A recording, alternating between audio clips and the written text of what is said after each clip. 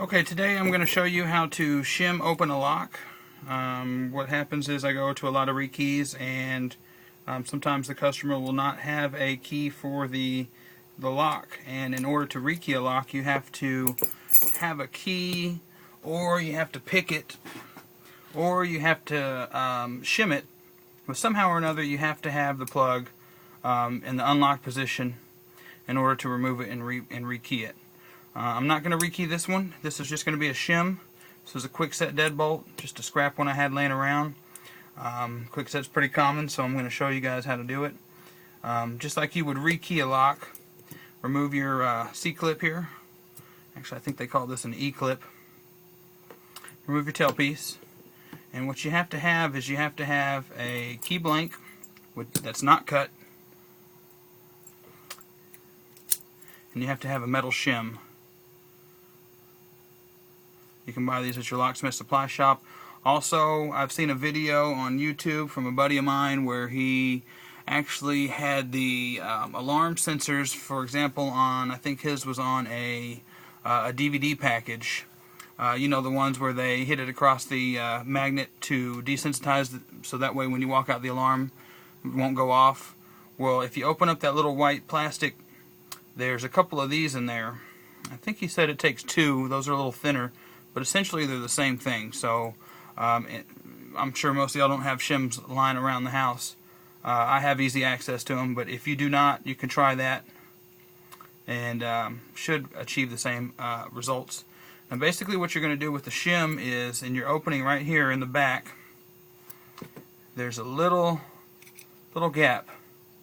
So you're going to be going above the plug and below the cylinder. And what you're going to do is you're going to fit it in there. You can see how it fits. Okay? And while you're pushing the shim forward, you're going to be pulling your key blank back.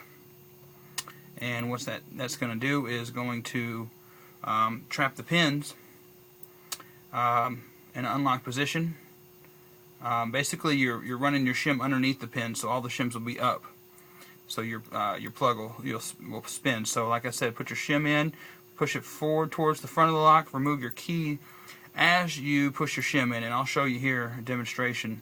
Slowly pull your key blank out while putting pressure on the shim, and you can see just that much. It's already the last pin there has been shimmed.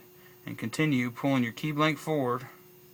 And sometimes you got to move your shim back and forth to kind of, not too much because you don't want to release the last pin, but kind of shim it, if you will, shimmy shake.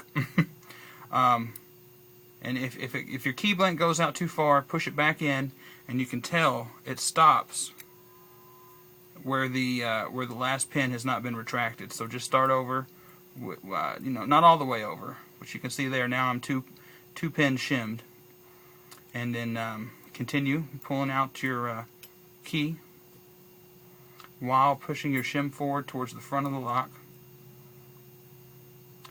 3 pins.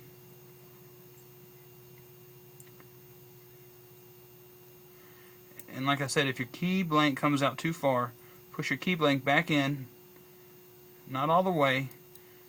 It'll stop whenever your last pin is that you need to shim. There's 4. Remove the key blank a little more while pushing your shim forward. And you can see I pulled the key blank out too far, but it's not shimmed because it's still locked. So I'm going to reinsert the key blank till it stops. You'll feel it stop. And then continue shimming. Like I said, with your shim a little bit back and forward, side to side, you kind of wiggle it underneath that first pin there.